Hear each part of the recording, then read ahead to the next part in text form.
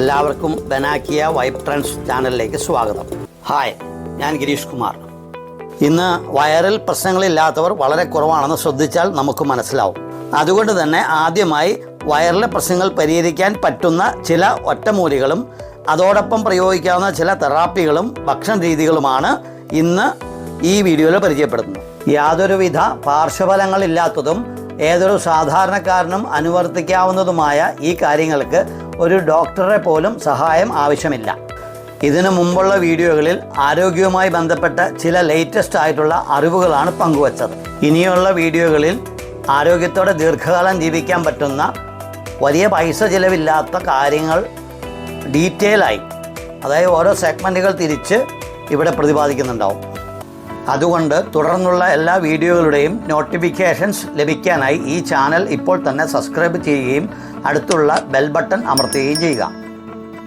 വയറിലെ പ്രശ്നങ്ങൾക്ക് പരിഹാരം തേടുന്നതിന് മുമ്പ് അതെന്തുകൊണ്ട് വരുന്നു എന്ന് നമ്മൾ ചിന്തിക്കണം. എല്ലാ മാറാരോഗങ്ങളുടെയും ബേസ് എന്ന് പറയുന്നത് 1 അസിഡിറ്റിയും 2 ഇൻഫ്ലമേഷൻ അഥവാ നീർക്കെട്ട് ആണെന്ന് മനസ്സിലാക്കണം. അസിഡിറ്റി 7.35-നും 7.45-നും ഇടയിൽ മെയിൻറ്റെയിൻ ചെയ്യാൻ പറ്റിയാൽ നമുക്ക് രോഗങ്ങൾ വരാത്ത അവസ്ഥയായിരിക്കും.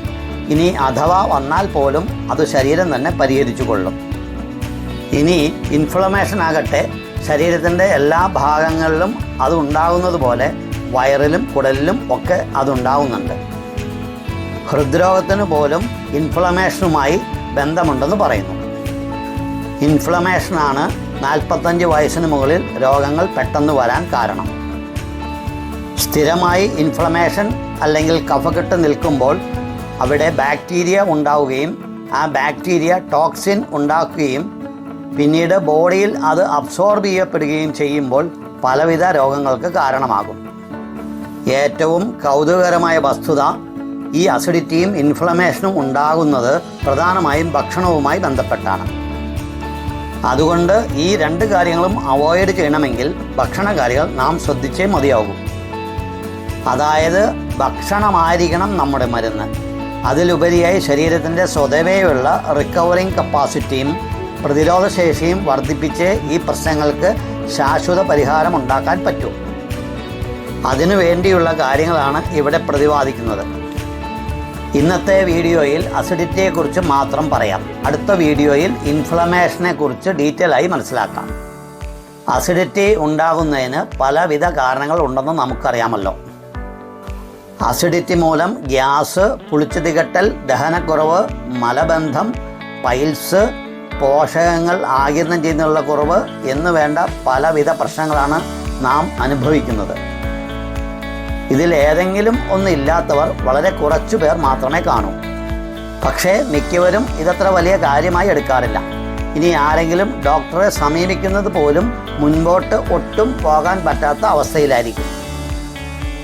സ്റ്റൊമക്കിൽ അനേകം കെമിക്കൽ റിയാക്ഷനുകളും അതുമായിട്ട് ബന്ധപ്പെട്ട് പല പ്രവർത്തനങ്ങളും പ്രതിപ്രവർത്തനങ്ങളും നടക്കുന്നുണ്ടെന്ന് നമുക്കറിയാം. ഒരു തലവേദനയുടെ പോലും തുടക്കം വയറിൽ നിന്നാണെന്ന് നാം മനസ്സിലാക്കണം.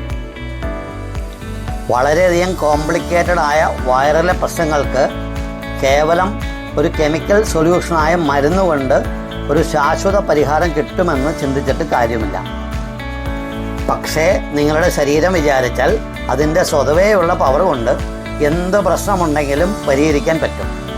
അതിന് ശരീരത്തെ പ്രാപ്തമാക്കാനുള്ള നടപടികളാണ് നാം ചെയ്യേണ്ടത്. നമ്മുടെ സ്റ്റൊമക്കിൽ അസിഡിറ്റി ഉണ്ടാക്കുന്നത് എച്ച് പൈലോറി എന്ന് വിളിക്കുന്ന ഹെലിക്കോബാക്ടർ പൈലോറി ബാക്ടീരിയയാണ്. ഇതിൻ്റെ കണ്ടുപിടുത്തത്തിനാണ് 2002 മെഡിക്കൽ കാറ്റഗറിയിലുള്ള നോബൽ സമ്മാനം. ഈ ബാക്ടീരിയ ഉൽപ്പാദിപ്പിക്കുന്ന ആസിഡാണ് ഫുഡിനെ ഫിൽട്ടർ ചെയ്യുന്നതും പ്രോട്ടീനെ ദഹിപ്പിക്കുന്നതും. സസ്യബുക്കുകളായ ജീവികളുടെ വയറിലെ pH എന്ന് പറയുന്നത് 4 മുതൽ 5 വരെയാണ്. മിശ്രബുക്കുകളുടേത് 3-നും 4-നും ഇടയിലാണ്. ഇനി മാംസബുക്കുകളുടെ 2 ആണ്. പക്ഷേ മനുഷ്യൻ്റെ സ്റ്റൊമക്കിലെ pH 1.5 ആണ്. മനുഷ്യൻ യഥാർത്ഥത്തിൽ മിശ്രബുക്കാണ്. പക്ഷേ യഥാർത്ഥത്തിലുള്ള മിശ്രബുക്കുകളേക്കാൾ വളരെ കൂടുതലാണ് അസിഡിറ്റി. അതായത് pH കുറയുമ്പോൾ അസിഡിറ്റി കൂടുമെന്ന് മനസ്സിലാക്കുക. അതിൻ്റെ അർത്ഥം കൂടുതൽ ആസിഡ് ഉൽപ്പാദിപ്പിക്കപ്പെടുന്ന ശരീരപ്രകൃതിയാണ് മനുഷ്യൻ്റേത്. നാഷണൽ സ്റ്റാറ്റിസ്റ്റിക്സിൻ്റെ പുതിയ സർവേ അനുസരിച്ച് കേരളത്തിൽ നോൺ വെജ് ഭക്ഷണത്തിൽ കൂടുതൽ ഉൾപ്പെടുത്തുന്നു എന്നതാണ് കാണിക്കുന്നത്. ഇത് വളരെ നല്ലൊരു കാര്യമാണ്. കാരണം ശരീരത്തിന് പ്രോട്ടീൻ വളരെയധികം ആവശ്യമുണ്ട്. തന്നെയല്ല, പ്രോട്ടീൻ സ്റ്റോർ ചെയ്യാത്തതുകൊണ്ട് ഡെയിലി കിട്ടുകയും വേണം. മാത്രമല്ല, ഇത് നമ്മുടെ വയറിലുണ്ടാകുന്ന ആസിഡ് കൂടുതൽ യൂട്ടിലൈസ് ചെയ്യപ്പെടുകയും ചെയ്യും. പക്ഷേ മസാല ഉപയോഗിച്ചുള്ള, പ്രത്യേകിച്ചും മായങ്ങൾ കലർന്നവ ഉപയോഗിച്ചുള്ള over cooking, frying preparation acidity കൂട്ടും. അതുകൊണ്ട് പ്രോട്ടീൻ ഭക്ഷണത്തിൽ കൂടുതൽ ഉൾപ്പെടുത്തുമ്പോൾ മസാലകൾ കഴിയുന്നതും ഒഴിവാക്കാൻ ശ്രമിക്കണം. ഇനി അസിഡിറ്റി നിയന്ത്രിക്കാനുള്ള മറ്റൊരു വഴി എന്ന് പറയുന്നത് ആസിഡ് ഉണ്ടാക്കുന്ന ബാക്ടീരിയയെ നിയന്ത്രിച്ച് അസിഡിറ്റി കുറയ്ക്കാം. ഇതിന് വേണ്ടത് നമ്മുടെ ശരീരത്തെ ഭക്ഷണക്രമത്തിലൂടെ സസ്യബുക്കിൻ്റെ pH എത്തിക്കാം. അതിനുവേണ്ടി ഒരു 10 ദിവസം ഭക്ഷണത്തിൽ ഒന്ന് ശ്രദ്ധിച്ച് കൂടുതലും പച്ചക്കറികളും പ്രത്യേകിച്ച് റോ വെജിറ്റബിൾസും പഴങ്ങളും ഭക്ഷണത്തിൽ പ്രധാന ഭക്ഷണമായി ഉൾപ്പെടുത്തുക. പ്രോട്ടീൻ ഉൾപ്പെടുത്തുമ്പോൾ മസാലകളും അധികം എരിവും ഒഴിവാക്കുക. മുട്ടയും കഴിക്കാവുന്നതാണ്. നല്ലൊരു കംപ്ലീറ്റ് പ്രോട്ടീനാണ് മുട്ട. മഞ്ഞക്കരു ഒഴിവാക്കേണ്ടതില്ല. മുട്ടയിലുള്ള കൊളസ്ട്രോളും നല്ലതാണ്. പച്ചക്കറിയുടെയും പഴങ്ങളുടെയും കൂടെ മുട്ട ഗ്യാസ് ഉണ്ടാക്കുകയില്ല. തന്നെയുമല്ല, ശരീരത്തിൻ്റെ മെയിൻ്റനൻസിന് പ്രോട്ടീൻ അത്യാവശ്യവുമാണ്. സ്റ്റൊമക്കിൽ പ്രശ്നമുള്ളവർ മീൻ അല്ലെങ്കിൽ ഇറച്ചി കഴിക്കുമ്പോൾ 50% ആൽക്കലൈനായ മൾട്ടി കളർ വെജിറ്റബിൾസ് ഉൾപ്പെടുത്തുക. ഉദാഹരണമായി കുക്കുംബർ, ക്യാരറ്റ്, ബീട്രൂട്ട്, ചീര, cabbage, cauliflower, broccoli, green peas എന്നിവ ഭക്ഷണത്തിൽ ഉൾപ്പെടുത്താം. കഴിയുന്നതും പച്ചയ്ക്ക് സാലഡായ മറ്റോ കഴിക്കാൻ ശ്രമിക്കുക. അല്ലെങ്കിൽ സ്പൈസസ് ആയ വെളുത്തുള്ളി, ഇഞ്ചി, മഞ്ഞൾപ്പൊടി മുതലായവ മിതമായിട്ട് ചേർത്ത് ചെറുതായി വേവിച്ച് ഉപയോഗിക്കാം. അതുപോലെ നമ്മളുടെ ഭക്ഷണത്തിൽ നമ്മൾ ഏറ്റവും കൂടുതൽ കഴിക്കുന്ന കാർബോഹൈഡ്രേറ്റ് ആയ റൈസ്, ഗോതമ്പ് മുതലായവ മാക്സിമം കുറയ്ക്കുന്നത് നന്നായിരിക്കും. ഭക്ഷണത്തിൻ്റെ ഇടവേളകളിൽ വയർ ഫ്രീ ആയിരിക്കുമ്പോൾ ആൽക്കലൈൻ വെജിറ്റബിൾസിൻ്റെ ജ്യൂസുകൾ കഴിക്കുന്നത് കൂടുതൽ ഗുണം ചെയ്യും. ഈ ഒരു രീതി പിന്തുടർന്നാൽ ഒറ്റ ദിവസം കൊണ്ട് തന്നെ അതിൻ്റെ മാറ്റം നമുക്കറിയാൻ പറ്റും. തന്നെയുമല്ല, ഒരു 10 ദിവസം കൊണ്ട് ശരീരം തന്നെ ഒരു സസ്യബുക്കിൻ്റെ pH ഓട്ടോമാറ്റിക്കലി ട്യൂൺ ചെയ്യപ്പെടുകയും ചെയ്യും. മറ്റൊരു പ്രധാനപ്പെട്ട കാര്യം, നമ്മുടെ വയറിൻ്റെ ആരോഗ്യം സംരക്ഷിക്കുകയും നമ്മളെ രക്ഷിക്കുന്നതുമായ ഒരു നല്ല ബാക്ടീരിയ കൂടി നമ്മുടെ കുടലിലുണ്ട്. പ്രോബയോട്ടിക്സ് എന്നാണ് പേര്. ആരോഗ്യമുള്ള ഒരാളിൽ ഇതിൻ്റെ ഭാരം 2-2.5 കിലോ വരും. ഇതിൻ്റെ കുറവും അസിഡിറ്റി പോലുള്ള ആരോഗ്യ പ്രശ്നങ്ങൾക്ക് കാരണമാകാറുണ്ട്. പണ്ട് തൈര്, മോര്, പഴങ്കഞ്ഞി മുതലായവയിൽ നിന്നും നമുക്കിത് ലഭിക്കാറുണ്ട്. ഇപ്പോൾ അതൊന്നും ശീലമല്ലാത്തതുകൊണ്ട് നമുക്ക് ഇതൊന്നും കിട്ടുന്നില്ല. പാക്കറ്റ് മിൽക്ക് അല്ലെങ്കിൽ പാക്കറ്റ് തൈരിൽ നിന്നൊന്നും ഇത് കിട്ടുമെന്ന് പ്രതീക്ഷിക്കുകയും വേണ്ട. കാരണം കെമിക്കൽ ബേസ്ഡാണ് ഇതൊക്കെ കൂടുതലും. ഈ പ്രോബയോട്ടിക്സിൻ്റെ അളവ് കുടലിൽ കൂട്ടാൻ പറ്റിയാൽ അസിഡിറ്റി ഉണ്ടാക്കുന്ന ബാക്ടീരിയ നമുക്ക് ചെറുക്കാൻ പറ്റും.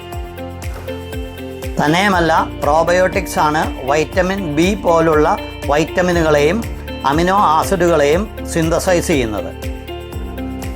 പ്രോബയോട്ടിക്സിനെ വർദ്ധിപ്പിക്കാൻ എളുപ്പമുള്ള കുറച്ച് വഴികൾ പറയാം. റെഡിമെയ്ഡായ പ്രോബയോട്ടിക്സ് അവൈലബിൾ ആണെങ്കിലും നാച്ചുറലായി കിട്ടുന്ന പ്രോബയോട്ടിക്സ് ആണ് ശരീരത്തിന് കൂടുതൽ ഗുണം ചെയ്യുന്നത്. ഒരു വഴി, തൈര്, മോര്, പ്രത്യേകിച്ചും A2 മിൽക്ക് അഥവാ നാടൻ പശുവിൻ്റെ പാൽ ഉപയോഗിച്ചുള്ള തൈരും മോരും ഭക്ഷണത്തിൽ ഉൾപ്പെടുത്തുക. മറ്റൊരു വഴി പഴങ്കഞ്ഞിയാണ്. തലേദിവസ ചോറ് മൺചട്ടിയിൽ വെള്ളമൊഴിച്ച് വയ്ക്കുക. പിറ്റേ ദിവസം രാവിലെ 2-3 ചെറിയ ഉള്ളി ഞരടിപ്പിഴിഞ്ഞ് ചേർത്ത് മോരും ചേർത്ത് കഴിക്കുക. തൈര്, മോര് എന്നിവയേക്കാൾ ഗുണപ്രദമായ മറ്റൊരു സാധനമാണ് കെഫീർ. കെഫീർ പാലിൽ നിന്ന് തന്നെയാണ് ഉണ്ടാക്കുന്നത്. അതിനുവേണ്ടി കെഫീറിൻ്റെ ഗ്രൈൻഡ്സ് നമുക്ക് ഓൺലൈനിൽ വാങ്ങാൻ പറ്റും. അത് വാങ്ങി പാലിൽ ഇട്ട് വയ്ക്കുക എന്ന് മാത്രമേ ഉള്ളൂ. തൈര് പോലെ തന്നെ നമുക്ക് ഉപയോഗിക്കാം, പക്ഷേ ചൂടാക്കരുതെന്ന് മാത്രം. അതുപോലെ ആപ്പിൾ സിഡർ വിനീഗർ വിത്ത് മദർ, അതായത് പ്ലെയിനായിട്ടുള്ള വിനീഗർ അല്ല, വിത്ത് മദർ ഉള്ള ആപ്പിൾ സിഡർ വിനീഗർ 1 ഗ്ലാസ് വെള്ളത്തിൽ 15 ml ചേർത്ത് ഭക്ഷണത്തോടൊപ്പം കഴിക്കുക.